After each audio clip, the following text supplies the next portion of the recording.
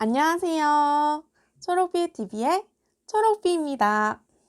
여러분, 어제 아베 총리가 한 망언을 보셨나요? 망언을 하도 많이 해가지고 어떤 망언이지? 하실 것 같은데 어제 기사를 보니까 일본의 아베 총리가 우리나라의 일본 수산물 수입 금지 조처가 못마땅했는지 후쿠시마 배출수 방사성 물질이 한국의 100분의 1 수준밖에 안 된다는 말도 안 되는 소리를 짓거렸습니다. 도쿄올림픽이 아무리 좋아도 그렇지 도쿄올림픽을 개최하기 위해 계속해서 방사능 오염 조사를 막고 방사능 문제를 은폐하려고 하고 있습니다. 정보화 시대에 손바닥으로 하늘 가리기를 계속하는 어리석은 아베. 탐욕으로 가득한 이 사람의 속내가 너무도 뻔히 보이지 않습니까? 후쿠시마 현의 미나미 소마 시립종합병원 데이터에 따르면 후쿠시마 원전 사고 후 갑상선 암은 29배, 백혈병은 10배, 소아암 4배, 그리고 기타 암도 일제히 몇 배가 증가했다고 합니다. 그럼에도 불구하고 일본은 주민들의 건강에는 아무 피해가 없다는 공식 입장을 계속 내고 있습니다. 자, 그래서 오늘은 우리가 모르고 먹은 방사능 식품은 혹시 없었는지 알아보기 위해 식품의약품안전처에서 올라오는 국내 유통식품 방사능 검사 현황 자료를 함께 살펴보려고 합니다. 가장 최근에 올라온 2019년 12월 17일 자료를 보시죠.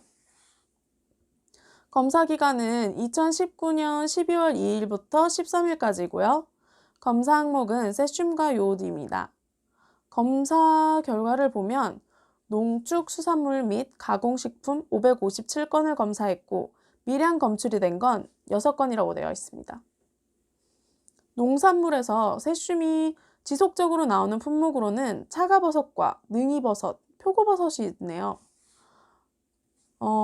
러시아산 차가버섯 가루가 몸에 좋다고 많이 드시는데 주의하셔야겠습니다.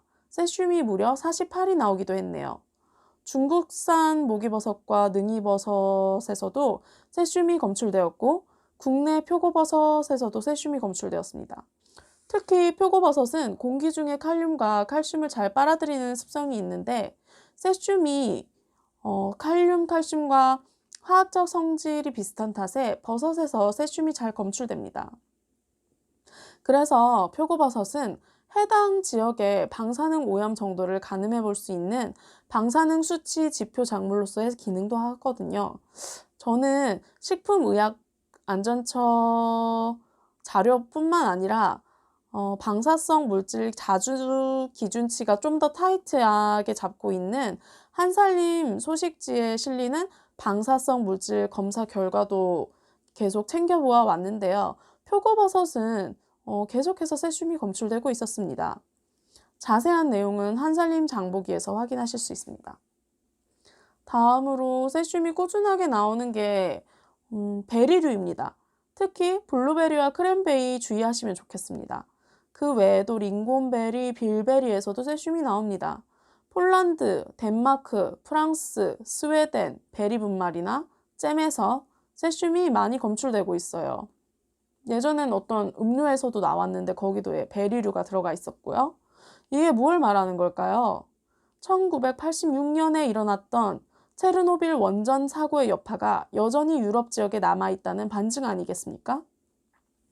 그럼에도 불구하고 일본은 계속 괜찮다는 말만 앵무새처럼 하고 있네요.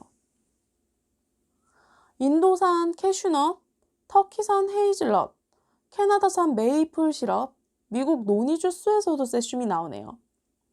그래서 저는 그 원전 사고 터진 이후로 누땡라 그 악마의 초코잼 안 먹은 지 좀 오래됐습니다. 거기 그 헤이즐넛이 들어가거든요. 팜유도 문제긴 한데 방사능이 더 무서우니까요. 쭉 보니까 폴란드산 아로니아 분말에서도 세슘이 나오고요. 식품의약품안전처 홈페이지에 접속하시면 검사 자료를 비롯해서 방사능 정보를 보실 수 있으니 한 번씩 확인해 보시고 방사성 물질 검출 사례가 있는 품목은 각별히 유의하셔서 되도록 피하는 게 좋겠습니다. 특히 같은 양의 방사능에 노출이 된다고 하더라도 임산부나 영유아, 어린이, 여성들은 상대적으로 더 큰 영향을 받을 수 있습니다. 그러니 꼭 원산지와 전성분 확인하고 선택하세요. 수산물의 경우는 원산지 확인이 어려운 경우가 많고 속이기도 쉬우니까 구입 시 더욱 주의가 필요합니다. 혹시 모를 위험은 피해가는 게 좋잖아요. 방사능 오염식품과 핵의 위험으로부터 아이들을 지키기 위해 개설된 네이버 카페 차일드 세이브에서도 많은 자료와 활동이 이루어지고 있습니다. 공동 저서로 방사능 시대를 살아가는 엄마들에게 라는 책도 있습니다. 참고해 보시면 좋을 것 같아요. 여러분, 어제 2019년 12월 30일 00시 32분 밀양에서 3.5 규모의 지진이 있었습니다. 그 이전에 경주와 포항에서 더 강한 규모의 지진이 있기도 했었죠. 그 후로 더 큰 지진이 발생할 수 있다고 전문가들은 쭉 경고해 왔습니다. 한반도도 더 이상 지진으로부터 안전지대가 아니라는 거죠. 문제는 지진 발생 지역에 핵발전소가 가동 중이라는 점입니다. 핵발전소 대부분 진도 6.5에 대비한 내진 설계만 되어 있어 이거보다 더 심한 강진엔 취약합니다. 방사능 물질이 인간에게 미치는 영향에 대해 더 자세히 알고 싶으시다면 김익준 교수님의 영상을 추천드리겠습니다. 김익준 교수님은 전 동국대 의대 교수셨고 원자력 안전위원회 위원을 지내셨으며 현재 탈핵 운동을 위해 힘쓰고 계신 분입니다. 여러분, 핵발전 연료인 우라늄은 40년 안에 고갈될 전망이지만 핵 폐기물은 100만 년 동안 남습니다. 악마의 죄로 알려진 플루토늄은 1g만으로도 5만 명을 폐암에 걸리게 할 수 있습니다. 뿐만 아니라 전기 생산 비용과 개발 비용, 사고 대책 비용을 생각하면 핵발전은 너무나 비싼 에너지입니다. 국제원자력기구의 세계 에너지 시설 투자 자료에 따르면 전 세계적으로 원전은 사양 사업이고 선진국들은 대한 에너지에 투자를 확대하고 있습니다. 탈핵은 선택 사항이 아닙니다. 핵 없는 안전한 세상을 위해 지금 우리가 반드시 해야 할 일입니다. 감사합니다.